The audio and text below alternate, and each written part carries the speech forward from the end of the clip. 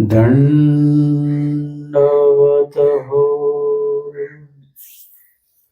स्मृतीस्थळ निरूपणाच्या आजच्या सत्रामध्ये 68 पासून त्याच्या स्मृती ज्या आहेत त्या आपण श्रवण करणार आहोत. माहिमभट्ट लक्ष्मींदर बा व्यावृत्ती केशव पंडित प्रशंसा. माहिमभट्ट आणि लक्ष्मींदर भट्ट बा यांची व्यावृत्ती भट्टोबासांनी केलेली आहे आणि पंडित केशवबास आणि पंडितबास यांची प्रशंसा केलेली आहे. काय केली ते आपण बघूया. एक वेळ पंडितबास केशवबास भट्टोबासांशी चर्चा करीत होते. एक वेळ पंडितबास आणि केशवबास हे भट्टोबासांशी चर्चा करीत होते, म्हणजे धर्मवार्ता ज्ञान चर्चा जी आहे ती करत होते.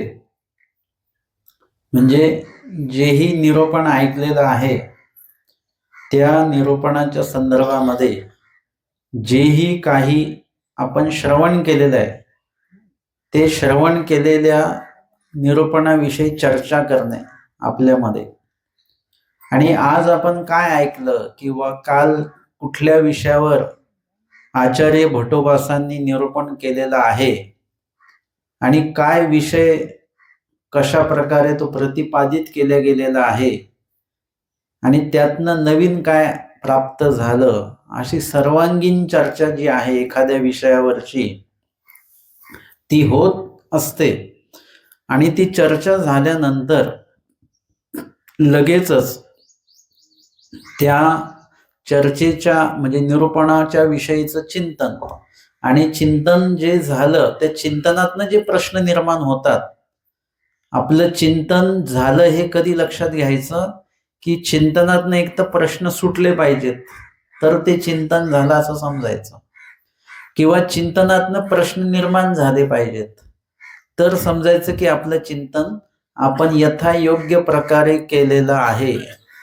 म्हणजे त्या चिंतनातनं एक तर प्रश्न सुटले पण पाहिजेत, शंकेचं समाधान निरसन झालं पाहिजे, किंवा नवीन प्रश्न तयार झाले पाहिजेत. म्हणजे तुमचं चिंतन चांगल्या प्रकारे तुम्ही करत आहात की प्रश्नही सुटतात आणि नवीन प्रश्न सुद्धा देखील त्याच्यामध्ये तयार होतात. निळवट्ट भांडारेकर यांना जेव्हा स्वामी म्हणतात की भटो मागील फांकी पहा, ते काही प्रश्न शोधत होते, त्याचे उत्तर शोधत होते त्या ग्रंथामध्ये. आणि त्या वेळेला काय झालेलं आहे की तिथे त्यांना जो प्रश्न पडलेला आहे किंवा जे उत्तर त्यांना त्या ग्रंथामधनं पाहिजे आहे ते उत्तर काय त्यांना भेटत नव्हतं.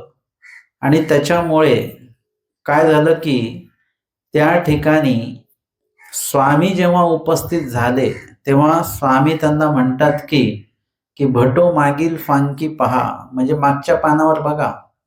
आणि त्यांनी ते मागच्या पानावर बघितलं आणि त्यांना जे उत्तर पाहिजे होतं किंवा त्यांना ज्या प्रश्नाचं निरसन हवं होतं ते विश्लेषण त्यांना त्या ठिकाणी वाचायला मिळालं. आणि त्यानंतर मग त्यांनी काय केलेलं आहे की त्या ठिकाणी त्या प्रश्नाचं निरसन तर झालं, पण नवीन अजून प्रश्न निर्माण झाले. चिंतन किंवा श्रवण अशा प्रकारचं असलं पाहिजे की प्रश्नांचं निरसन पण आणि नवीन प्रश्नांची निर्मिती पण दोन्ही गोष्टी झाल्या पाहिजे त्याच्यामध्ये. आणि त्यांना हे लक्षात आलं की आपल्याला काय उत्तर पाहिजे होतं ते उत्तर तर मिळालं, परंतु नवीन प्रश्न असे निर्माण झाले की हे कोण आहेत, कशासाठी आलेले आहेत. आणि त्याच प्रश्नातनं परत उत्तर असतं बरं का. काही प्रश्न असे निर्माण होतात की त्या प्रश्नामध्येच आपल्याला उत्तर परत मिळून जात असतं, की त्यांच्या लक्षात आलं. पहिले प्रश्न पडले की हे कोण आहेत, कशासाठी आलेले आहेत, अन्नाच्याच भिक्षेसाठी आले का, हे अन्नाच्या भिक्षेसाठी आलेले नाहीत, हे लक्षात घ्या. परमेश्वर काही अन्नासाठी आलेले नाहीयेत. आपल्याला वाटतं ना असं की देवाला उपार, देवाला उपार, देवाला उपार. निळभट्टांना जे कळालं ते अजून आपल्याला कळालं नाही. ते म्हणतात की हे काही भिक्षेसाठी म्हणजे अन्नाच्या भिक्षेसाठी आलेले नाहीत, हे माझ्या भिक्षेसाठी आलेले आहेत. यांना भिक्षेमध्ये अन्न नको व्हावं, ते अन्नासोबत मी देखील पाहिजे. आणि मग पहिली भिक्षा अशी आहे ती की ज्याच्यामध्ये पत्नीच्या माध्यमातून अन्न वाढलं गेलंय, पण निळभट्टांनी पण भिक्षा दिली देवाला. ती कसली भिक्षा दिली? स्वतःच्या आयुष्याची भिक्षा जी आहे ती देऊन टाकली. आयुष्यच भिक्षेमध्ये देवाच्या वाढवून दिलेलं आहे त्यांनी. ही महत्वपूर्ण भिक्षा त्यांनी दिलेली. आपण अन्नाच्या अनेक भिक्षा देतोय, पण देवाला जी काही जन्माची भिक्षा पाहिजे तुमची, ती जन्मरूपी भिक्षा मात्र आपण काही देवाला देत नाही. ती निळभट्टांनी दिलेली आहे. निळभट्टांची स्वामी प्रशंसा करतात, त्याच्या मागे हे सुद्धा कारण आहे. आणि म्हणून त्या ठिकाणी परमेश्वर सृष्टीमध्ये का अवतार घेतात हे तुम्हाला आम्हाला लक्षात आलं पाहिजे. ते काही तुमचं आमचं उपहार खाण्यासाठी आलेले नाही आहेत. हे सगळे जे पदार्थ आहेत ना, ह्याचं देवाला काहीच नवल नाही आहे ना. आता एखादं वयस्कर व्यक्ती असतात, त्यांना कोणी जर का असं काही खायला दिलं चांगलं, तर ते काय म्हणतात, आता आमचं आयुष्य गेलंय खाण्यामध्ये. अरे तुम्ही लोक खा, तरुण पिढीने खात आहे, आमचं आयुष्य गेलंय खाण्यात, आता आम्हाला याचं काही नवल राहिलं नाही. तशा प्रकारे परमेश्वराला त्या पदार्थांचं काही नवल नाही. उलट आमचे स्वामी त्या पदार्थांचा परिच्छेद करायला सांगतात, परित्याग करायला सांगतात. ते स्वामी पदार्थामध्ये लिंपायमान राहतील का? काही राहणार नाही. परमेश्वराला कुठल्याही प्रकारची आवडी गोडी नाही असं महादाईसा म्हणतात. आणि महादाईसांच्या म्हणण्याला स्वामी पण दुजोरा देतात. हो बाई, तुम्ही म्हणा ते तैसेची, तुम्ही बरोबर म्हणत आहात. ईश्वरी काही आवडी गोडी वगैरे काय आहे का? नाही आहे. आणि म्हणून परमेश्वर सृष्टीमध्ये आलेच कशासाठी आहे? जसं आता मी इथे आलेलो आहो, तर ते मी कशासाठी आलेलो आहे? मी भोजनासाठी आलोय का इथे? नाही. इथे दिलेलं आहे की दादांचं निरूपण आहे, निरूपणासाठी दादा येत आहेत. तिथे आपण मेन्शन केलं का ते जेवणासाठी पण येत आहेत म्हणून? जेवणाचं काही नाही. एरवी तर 3 टाइम जेवलं जातं. मी किती टाइम जेवतो? मी 2च टाइम जेवतो. त्यातलं पण 1 टाइम कमी केलेला आहे. म्हणजे इथे मुळातच मी जे आलेलो आहे तुमचं पाहुणचार स्वीकारायला, भोजन स्वीकारायला, हे खा ते खा हे करायला मी आलेलोच नाही. निरूपणाला आपण आलेलो आहोत. त्याच्यामुळे आपला जास्तीत जास्त वेळ जो आहे तो निरूपणासाठी आपण देत असतो. तशा प्रकारे परमेश्वर कशासाठी आलेले आहेत याचा एक अभ्यास आपला झाला पाहिजे. की परमेश्वर तुमचं आमचं काही उपहार खायला वगैरे याला त्याला आलेले नाहीत. हे जीवाच्या उद्धारासाठी म्हणून, परमेश्वर ज्ञान देण्यासाठी म्हणून. माळेकराच्या दृष्टांतात बघितलं, ज्ञान देऊनी उतराई होती. परमेश्वर ज्यावेळी पण अवतार घेतात तेव्हा त्या जीवाला ज्ञान देण्यासाठी म्हणून. ज्या जीवाला भेटले त्या जीवाला ज्ञान देण्यासाठी, त्याचं अज्ञान फेडण्यासाठी म्हणून परमेश्वर जीवाची भेट घेत असतात. हे आपण अनेक लीळेतनं बघितलेलं आहे. त्यांच्यातला वाईटपणा जो आहे तो घालवण्यासाठी म्हणून त्या जीवाला भेटतात, योग्य करण्यासाठी म्हणून त्या जीवाला भेटत असतात. आणि मनुष्य वेशानुरूप आणि सन्निधानीचा जो काही धर्म आहे त्या अनुरूप परमेश्वर त्याच्याकडनं काही क्रियेचा स्वीकार करत असतात. पण लीळा चरित्रात आपण बघितलेलं आहे की खूप वेळा स्वामींना ते अर्पण केलं, स्वामींनी तिथेच सोडून स्वामी निघून गेले, ते सगळं घेऊन गेलेले नाही आहेत. म्हणजे परमेश्वर का अवतारतात हा प्रश्न आपल्याला निर्माण झाला तरच आपल्याला त्याचं उत्तर कळेल बरं का. मी जर का तुम्हाला प्रश्न अपेक्षितच नाही आणि मी उत्तर सांगितलं तर तुम्हाला नाही कळणार तेवढं.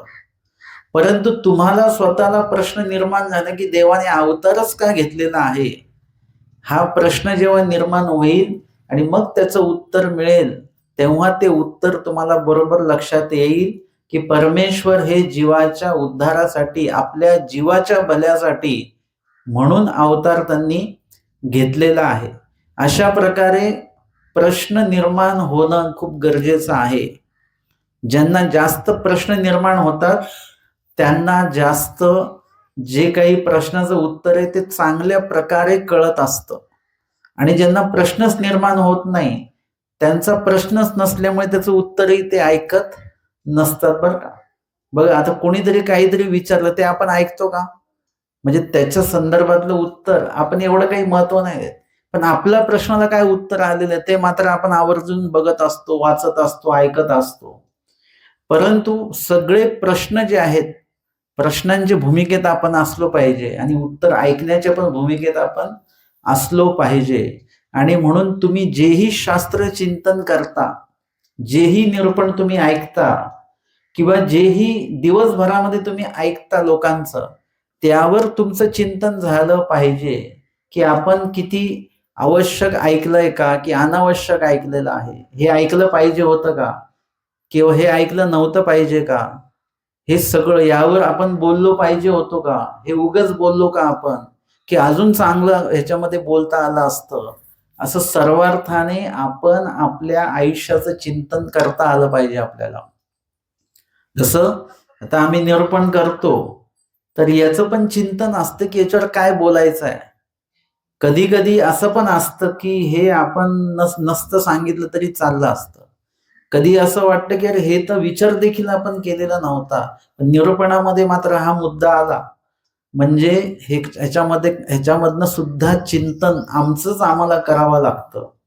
तेव्हा जाऊन ह्याच्यापेक्षा पुढचं निरूपण ह्याच्यापेक्षा चांगलं, त्याच्या पुढचं निरूपण त्याच्यापेक्षा चांगलं, असा त्याच्यामध्ये जी प्रगती आहे तो प्रगतीचा भाग आपल्याला दिसतो. आणि म्हणून इथे आचार्य जे काही निरूपण करतात भट्टोबास, ते मार्गातले सगळे लोक चिंतन करतात. पण त्यामध्ये पंडितबास आणि केशवबास हे भट्टोबासांसोबत चर्चा करत होते. माहीम सुद्धा चर्चक आहेत, माहीम देखील जिज्ञासक आहेत आणि केशवबास पण चर्चक जिज्ञासक आहेत, पंडितबास पण चर्चक जिज्ञासक आहेत, सगळे चर्चक जिज्ञासक आहेत. परंतु प्रत्येकाचे प्रश्न वेगवेगळे असतात आणि त्या प्रत्येकाच्या प्रश्नातनं महत्वपूर्ण, कधी कधी महत्वपूर्ण मिळतं किंवा कधी कधी तो प्रश्न साधा असतो, त्या प्रश्नातनं प्रश्नकर्त्याला पण काही मिळत नाही, उत्तर देत्याला पण काही मिळत नाही किंवा त्या प्रश्नाचं उत्तर ऐकणाऱ्यांना पण काही मिळत नाही, असं होतं. आणि कधी कधी काही प्रश्न अशा प्रकारचे असतात ज्याच्यामध्ये सगळ्यांना सगळं त्याच्यातनं मिळतं. म्हणजे ज्यांना हा प्रश्न केलेला आहे उत्तर देताना त्यांनाही वाटतं की प्रश्न खूप छान आहे बरं का हा, आणि इतर लोकांना पण वाटतं हा प्रश्न आपला पण होता बरं का, म्हणजे आपण विचारला नाही कधी पण हा प्रश्न आपल्याही डोक्यात होता, बरं झालं यांनी विचारला. म्हणजे इत्यादी प्रकारे एखाद्या प्रश्नातनं कितीतरी लोकांचा लाभ त्याच्यामध्ये होत असतो. आणि म्हणून भट्टोबासांच्या सोबत केशवबास, केशराजबास आणि पंडितबास म्हणजे दामोदर पंडित हे चर्चा करत होते. भट्टोबासी तोखोनी म्हणितले, भट्टोबास तोखोनी म्हणजे त्यांच्या त्या प्रश्नाचं जे काही चर्चेचा जो काही मुद्दा आहे त्यांचा, किंवा ज्या दृष्टिकोनातनं ते चर्चा करत आहेत, किंवा जो विषय काय निरूपण झालेला आहे त्यावर चर्चा सुरू आहे, तर ती चर्चा कशी सुरू आहे, त्या चर्चेमध्ये अजून नवीन नवीन पैलू जे आहेत ते नवीन नवीन पैलू त्याच्यातनं प्राप्त झाले. आणि प्राप्त झाल्यानंतर भट्टोबास तोखोनी म्हणितले, भट्टोबासांना निरूपणापेक्षा, निरूपण जे झालेलं आहे त्याच्यावरची चर्चा, तुम्ही लक्षात घ्यायचं की कधी कधी निरूपणापेक्षा पण त्या निरूपणावर जी चर्चा होते ती चर्चा खूप चांगली असते निरूपणापेक्षा. अलीकडे मला निरूपणापेक्षा चर्चा, प्रश्न उत्तर मला जास्त आवडतात, कारण की त्याच्यातनं भरपूर काय काय नवीन नवीन प्रश्न येतात आणि नवीन नवीन प्रश्नातनं नवीन नवीन उत्तर जे आहेत ते चिंतन करावं लागतं की बरोबर आहे, हा प्रश्न काहीतरी वेगळा आहे, मग याच्यातनं आपण सुद्धा हा प्रश्न कधी लक्षात घेतला नाही, याचं काय उत्तर असावं. आणि तशा दृष्टीने मग नवीन नवीन गोष्टी सुचतात, नवीन लिळ्यांचा संदर्भ, वचनांचा संदर्भ हे त्याच्यामधनं येत राहतो, उजळता येते. आणि म्हणून ती चर्चा जी आहे, निरूपणावरची चर्चा जी आहे ती ऐकून भट्टोबास तोखले, प्रसन्न झाले आणि प्रसन्न होऊन ते म्हणतात की माझे शास्त्र माहीमभट्टा लक्ष्मींदर भट्टाचेनी नुजळेची, माझं जे शास्त्र आहे ते जेव्हा मी चर्चा करतो किंवा निरूपण करतो त्यावेळेला माहीम भट्ट किंवा लक्ष्मींदर भट्ट यांच्याशी जर का मी चर्चा केली तर माझं शास्त्र उजळत नाही. म्हणजे माहीम भट्ट आणि लक्ष्मींदर भट्ट ही चांगली चर्चा करत नाहीत का?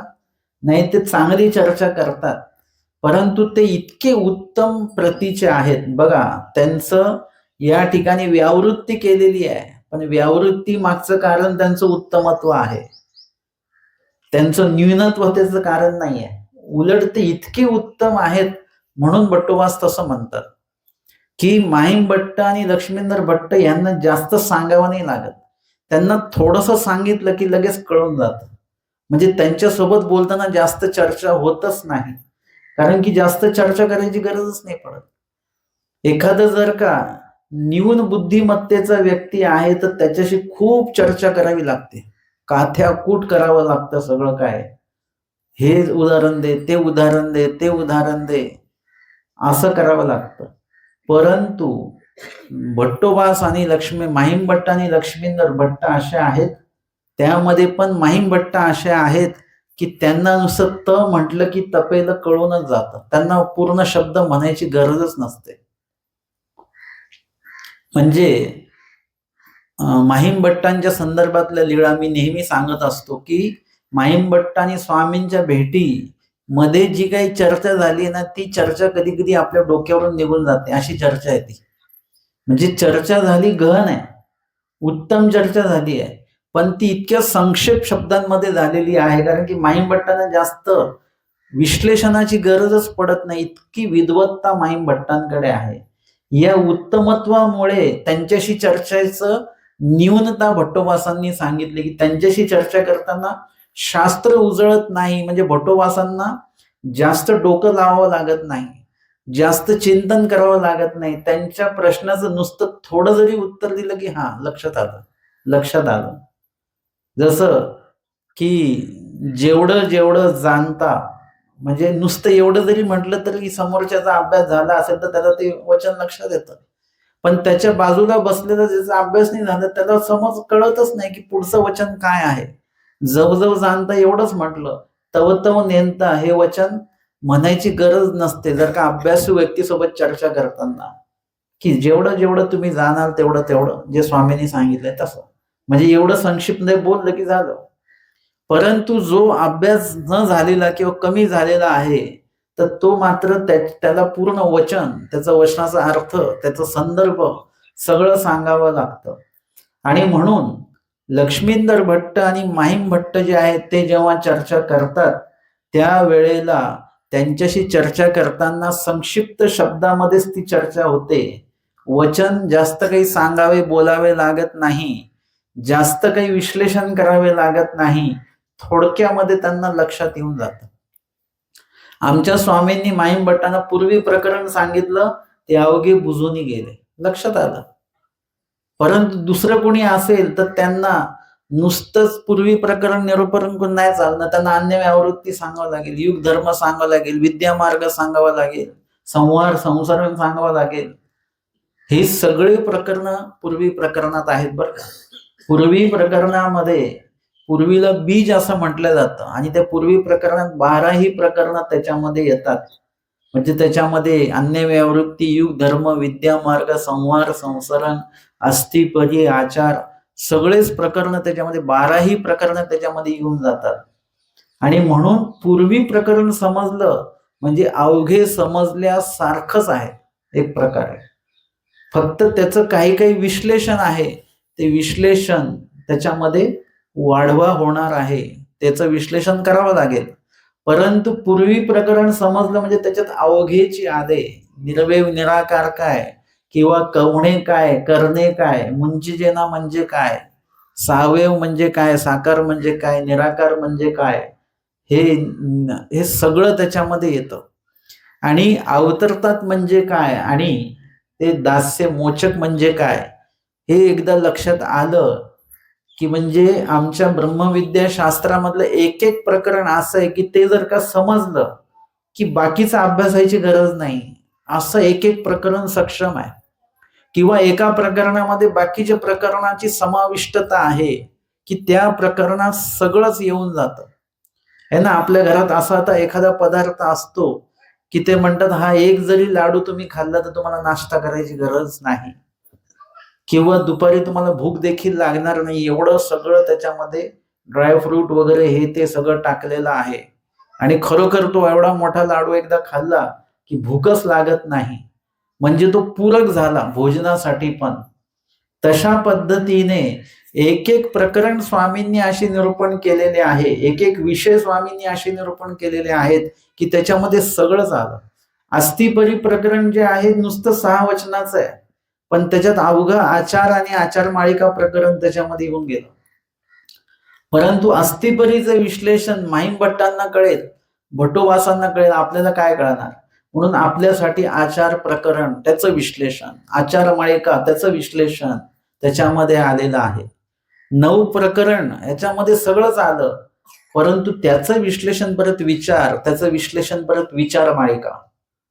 हे लक्षात घ्या मी काय काय सांगतो. 9 प्रकरणाचं विश्लेषण काय आहे? विचार. विचाराचं विश्लेषण काय आहे? विचार माळिका. अस्थिपरी प्रकरणाचं विश्लेषण काय आहे? आचार. आणि आचाराचं विश्लेषण काय आहे? आचार माळिका. म्हणजे अजून विस्तृत करून आमच्या देवाने ते सांगितलेलं आहे. अशा पद्धतीने या ठिकाणी परमेश्वराचं प्रत्येक एक वचन किंवा एक प्रकरण किंवा वचनातलं त्या प्रकरणातलं एखादा वचनांचा किंवा विषयाचा समूह हा इतका सक्षमपणे देवाने निरूपण केलेला आहे की त्यातनं बहुतांश सगळ्या मुद्दे त्याच्यामध्ये येतात. परंतु माहीम भट्टादी वगैरे यांना अधिक निरूपण करण्याची गरज नाही, पण आपल्यासारखे जे आहेत कनियस अधिकाराचे त्यांना मात्र काय करावं लागतं? भरपूर विश्लेषण देवाला करावं लागतं. आता जर का आपण देवाच्या सन्निधानी असतो तर अजून वचनांची संख्या अजून वाढली असते, कारण अजून प्रश्न केले असते किंवा अजून देवाला अजून काहीतरी निरूपण करावं लागलं असतं. परंतु स्वामींच्या सन्निधानी सगळे विद्वत जन होते, त्यामुळे स्वामींना जे जे त्यावेळी आवश्यक वाटलं ते निरूपण केलं. पण तेही निरूपण असं आहे, जर का पूर्ण वचन स्वामींची आणि त्याचा अर्थ जर का आपण अभ्यासला तर असं लक्षात येतं की आता ह्याच्यापेक्षा वेगळं काही निरूपण करण्याची काही गरज देवाला नाही. हे सगळेच वचन एवढी पूरक आहेत आणि म्हणून हे पूर्णत्व एक प्रकारचं आहे. आणि तरी स्वामी म्हणतात आम्ही तुम्हाला पेंडियाभर मुद्रिला, संपूर्ण ज्ञान सांगितलेलं नाहीये, थोडक्यातच सांगितलेलं असं म्हणतात. पण तेच थोडकं ज्ञान आपल्यासाठी संपूर्ण ज्ञान असल्यासारखं आपल्याला वाटत असतं. आणि पंडितबास आणि जे काही केशवबास आहेत त्यांच्याशी चर्चा करताना कसं वाटतं बरं ना? ते सांगतात की ते पंडिता केशोदयासी चर्चा करिता उजळे, म्हणजे पंडितबास आणि केशराजबास यांच्याशी चर्चा करताना मात्र माझं शास्त्र उजळतं असं भट्टोबास म्हणतात. का? कारण की ते कुठलाही मुद्दा त्यांना सांगितला आणि तो विषय तिथे संपला असा नसतो. त्यांना जरी तो प्रश्न केला, त्याचं उत्तर भट्टोबासांनी दिलं तरी त्याच्यावर परत प्रश्न, परत उत्तर, परत प्रश्न, परत प्रश्न, परत उत्तर. म्हणजे त्यांच्याशी चर्चा करताना भट्टोबासांना असं पण सावरून बसावं लागत. अर्थात भट्टोबासांना स्वामींनी वरदान दिलेलं आहे की तुम्हाला काय आठवणार नाही अशातला काही भाग नाही, किंवा तुम्ही जे बोलाल ते येथीच बोलाल, आपलं बोलणारच नाही.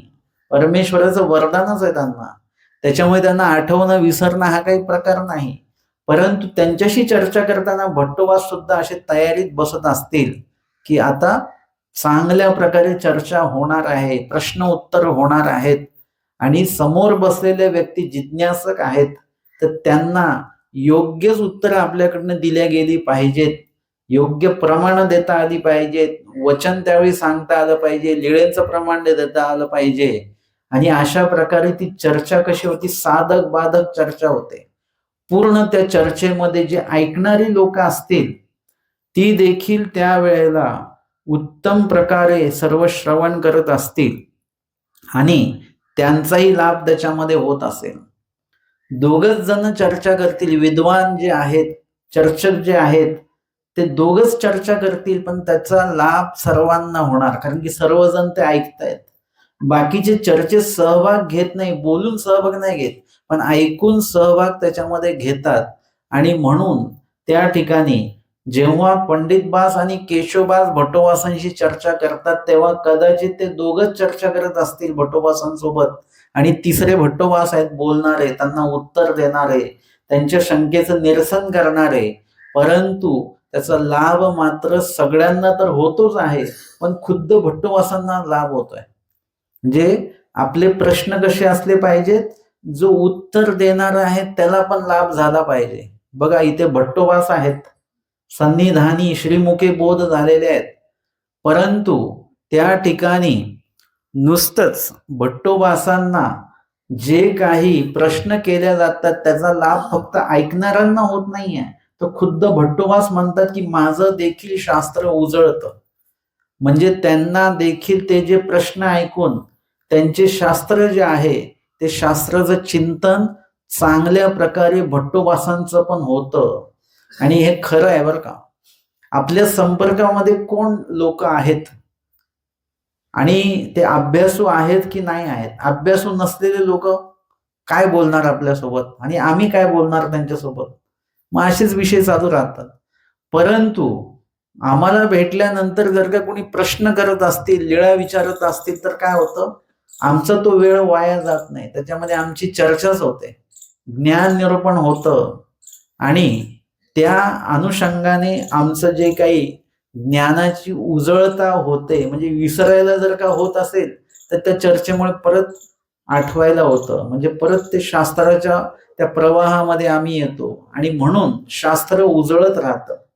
म्हणून आपल्याला कुणासोबत राहायचंय? जो धर्मवार्ता करणारा व्यक्ती आहे त्याच्यासोबत राहा, जो व्यक्ती प्रश्न विचारणारा आहे त्याच्यासोबत राहा, जो व्यक्ती अभ्यास करणार आहे, स्मरण करणार आहे, देवधर्म करणार आहे त्याच्यासोबत राहा, तुमची उजळता होईल. आपला संघ जर का बडबड करणाऱ्या सोबत असेल तर आपली धर्मवार्ता कशी होईल? आपली अन्य वार्ता बडबडच होणार. तुम्ही जर का बोलणाऱ्या व्यक्तीच्या बाजूला बसलात तर तुमचं स्मरण होणार नाही, निरूपण ऐकणं होणार नाही, त्याची बडबड चालू राहील आणि तुमचं लक्ष विकेंद्रित आहे, लक्ष केंद्रित होणार नाही. आणि त्याच्यामुळे आपल्याला संगत कुणाची करायची हे पहिले ठरवून घ्या. तुमचा अभ्यास असं होणार नाही, तुमचं स्मरण होत नाही, तुमचा अभ्यास होत नाही. का होत नाही? कारण की तुमच्या संगतीला ते लोक नाही आहेत, जे अभ्यास करणार आहेत, स्मरण करणार आहेत, ते लोकांची संगत नाही आहे आपली. मग आपलं कसं काय स्मरण होणार? बाकी आपला अनधिकार आहे वगैरे वगैरे, तो भाग वेगळा आहे, तो नंतरचा भाग आहे. अभ्यासू लोकांसोबत राहून जर का आपला अभ्यास होत नसेल तर मग आपला अनधिकार आहे, पण तोही अनधिकार आपल्याला अधिकारामध्ये बदलता येत असतो. आणि म्हणून आपल्याला काय करायचं आहे की चर्चाच अशा प्रकारची करायची की जेणेकरून इतरांनाही त्याचा लाभ झाला पाहिजे, आणि आपण त्याच व्यक्तीसोबत राहायचं की ज्याच्या चर्चेमुळे आपला लाभ होणार आहे. असं धर्मचर्चा करणाऱ्या व्यक्तींसोबत आपण अधिक वेळ जो आहे ते राहिलं पाहिजे. जे चर्चक लोक आहेत, जे प्रश्न करणारे लोक आहेत, जे अभ्यासक लोक आहेत, त्यांना जर का आम्ही भेटलो तर मग मात्र आमची चर्चा देखील चांगल्या प्रकारे होते, आमच्या ज्ञानाची उजळताही चांगली होते, आम्हाला नवीन नवीन प्रश्न मिळतात, आणि त्यातली नवीन नवीन जी काही उत्तरं जी आहेत त्यातनं शास्त्रातनं शोधून ती दिल्या जातात. अशा प्रकारे पंडित केशवबास आणि पंडितबास आणि केशवबास हे दोन व्यक्तिमत्व असे आहेत की त्यांच्याशी चर्चा करताना भट्टोबास म्हणतात की त्यांचे जी काही चर्चेचा जो काही मुख आहे, चर्चाचे जे काही प्रश्न आहेत, आणि त्यातनं जे चिंतन करून भट्टोबासांना जे काही सांगावं लागतं ते सगळं करताना भट्टोबासांचं शास्त्र चांगलं ढवळून निघतं. है ना. आपण भाजी वाढताना, डाळ वाढताना कसं वाढतो? वर असं वाढतो का? ढवळून काढतो, म्हणजे तळागाळापासून ते पूर्ण जे काय आहे पूर्ण एकजीव करून मग वाढतो. आपण बनवताना एकजीव करतो, वाढताना पण एकजीव करून ते वाढत असतो.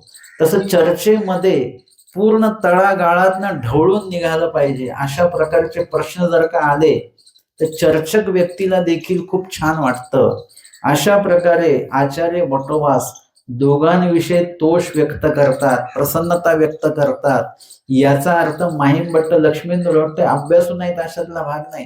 ते यांच्यापेक्षा अभ्यासू तर आहेच, पण इतकी विद्वत्ता आहे की त्यांच्याशी बोलताना जास्त चर्चा करावी लागत नाही. ह्यांच्यासोबत 3 तास चर्चा झाली तर यांच्यासोबत अर्धा तासच चर्चेमध्ये सगळी चर्चा होऊन जाते. जास्त काही उहापोह करावा लागत नाही.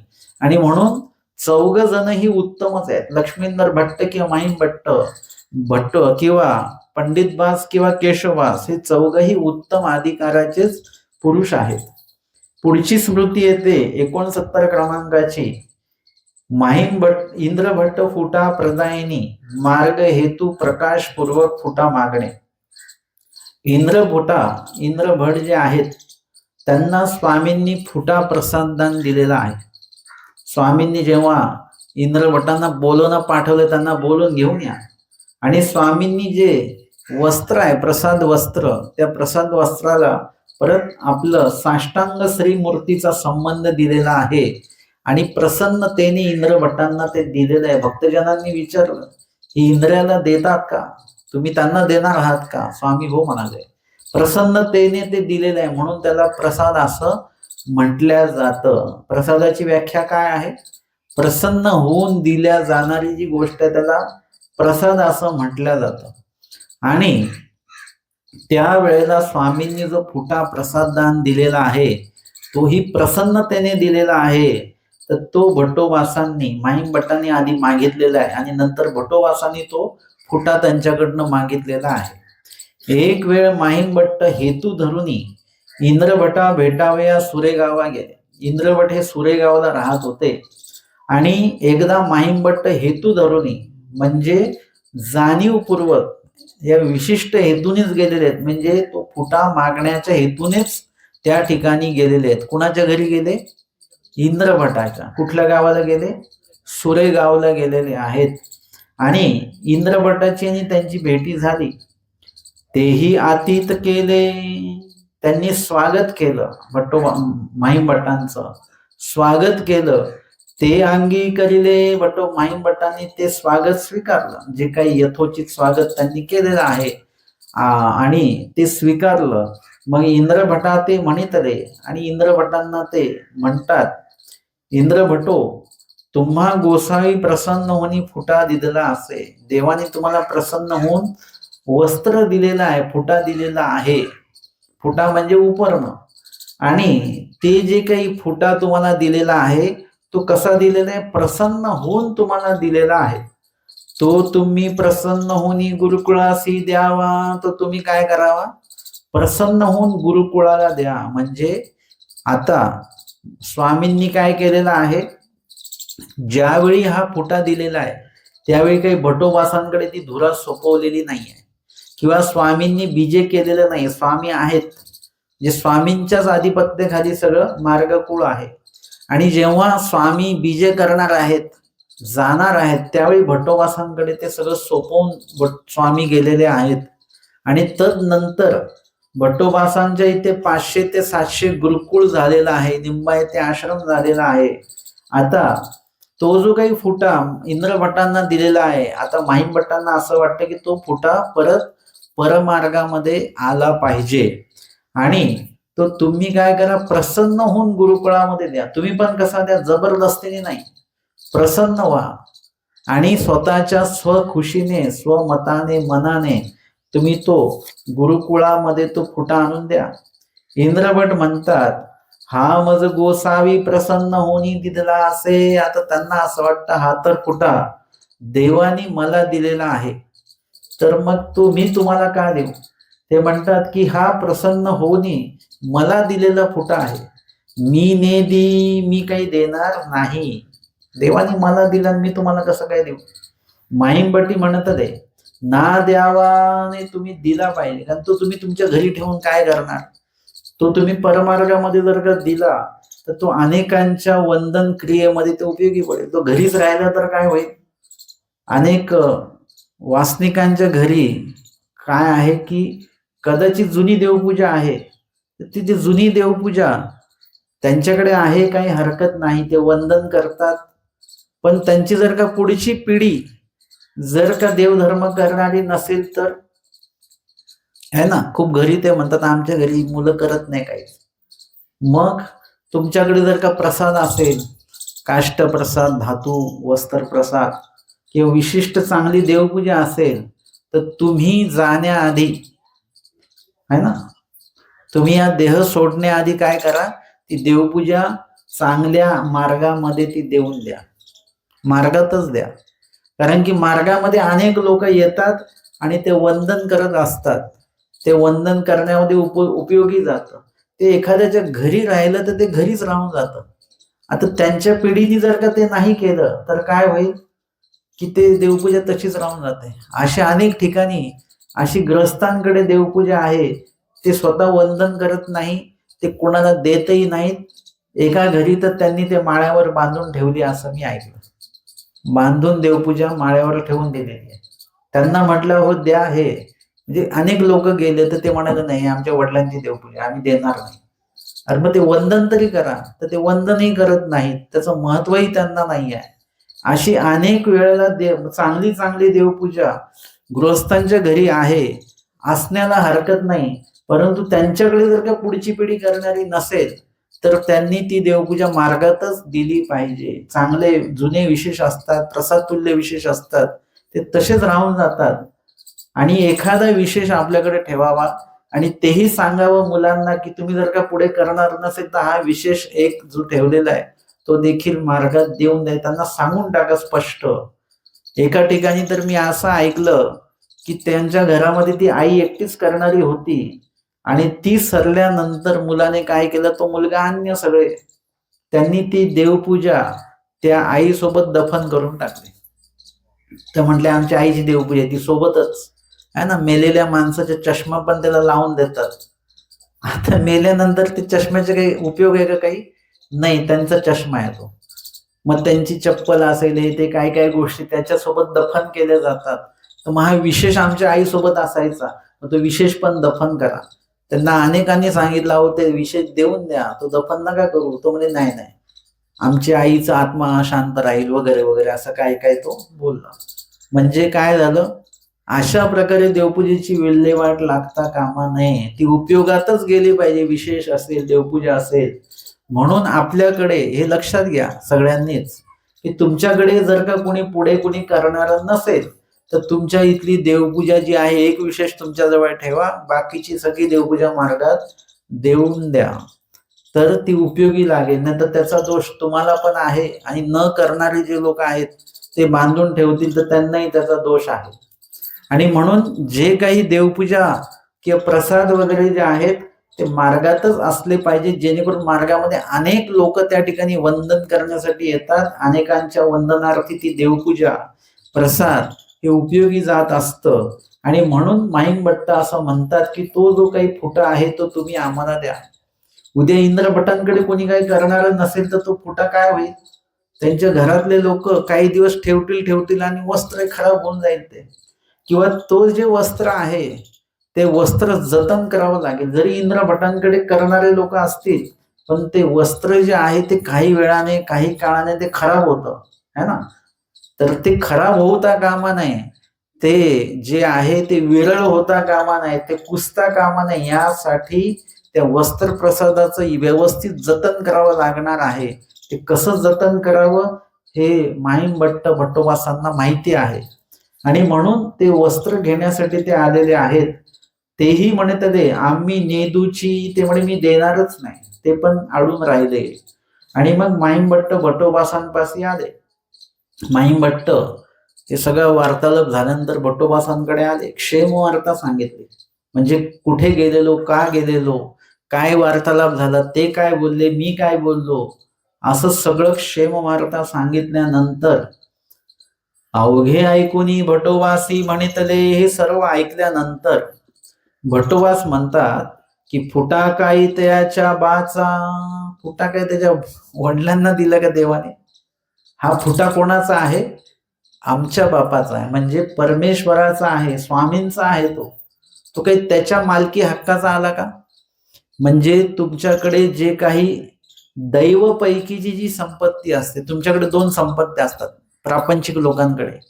एक तुमची एक संपत्ती असते, पैसा पाणी वगैरे, तुमची काही जमीन जुमला असेल, हा तुमचा वारसा हक्काने तो चालत राहणार मुलांना, त्यांच्या मुलांना वगैरे. परंतु तुमच्याकडे दुसरी संपत्ती, दैवी संपत्ती असते, देवपूजा असेल, प्रसाद असेल, हा तुमच्या वारसा हक्काने नाही चालणार. ह्याच्यावर कोणाचा हक्क असतो? याच्यावर पंथाचा हक्क असतो. आलं लक्षात?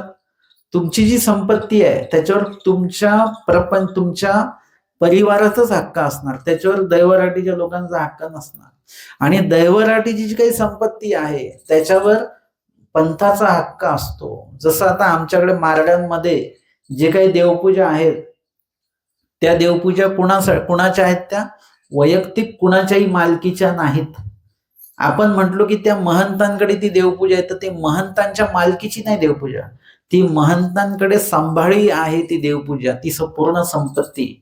आणि ते सुद्धा प्रामाणिकपणे त्या पूर्ण देवपूजेचं जतन करतात. आणि ते जेव्हा त्यांची महंती पुढे देतात तेव्हा ती प्रामाणिकपणाने सगळं त्या देवपूजेचं लिखाण, एकूण एक देवपूजा, प्रसाद, विशेष सगळंच्या सगळं पुढच्या महंताला सोपवतात.